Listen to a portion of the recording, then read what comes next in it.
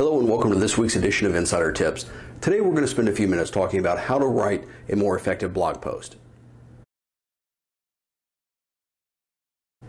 Earlier this week I came across a couple of articles that made a lot of sense to me, and it's something I want to pass along so that you guys can kind of refine some of the tips and strategies we've been working on for a little while now. We all know that when you're writing a blog post using lists such as top 3 ways to, or 5 great ways to do this, or 7 ideas you might want to consider, those types of videos and those types of blog topics tend to play very well. But here's something that I found interesting based on the research that I did this week. A lot of times when you're Googling, and if you think about it, it makes perfect sense, you don't type the top 3 ways to do something.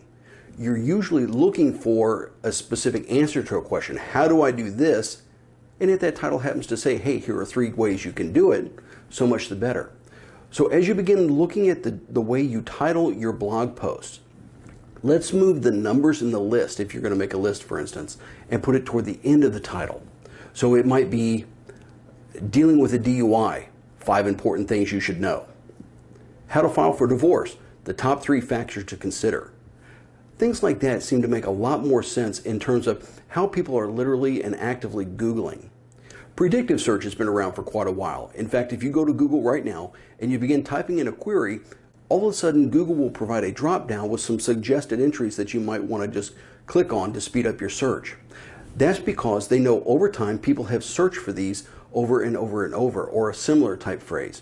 And that's a great way to use some information to not only develop new keywords and topics, but at the same time, if you look at how those are structured, it's generally a how-to, or you're looking for a particular answer to a specific query. That's why you're Googling it to begin with. A couple of things that are affecting this. Siri on an Apple phone, and Android I believe now has a version of that obviously, you can actually say, how do I, or where is this located, or tell me about, and so what you're doing is voice search is really beginning to impact the predictive search results, and it's predicting the types of results that actually show up in Google. So that's one thing you want to remember, because as we've discussed in the past, there's a surge of mobile, and most smartphones now are voice enabled. So again, that when it comes to actually titling your blog post, definitely think in those terms. One area that I've always been a strong proponent of is making, again, lists and simple topics with a lot of bullet points. It enables the viewer to see the content, to scan it quickly, and to identify, hey, is this something that I actually want to spend time reading? And I think short list, brief list, series of tips, those kind of things are terrific enticements.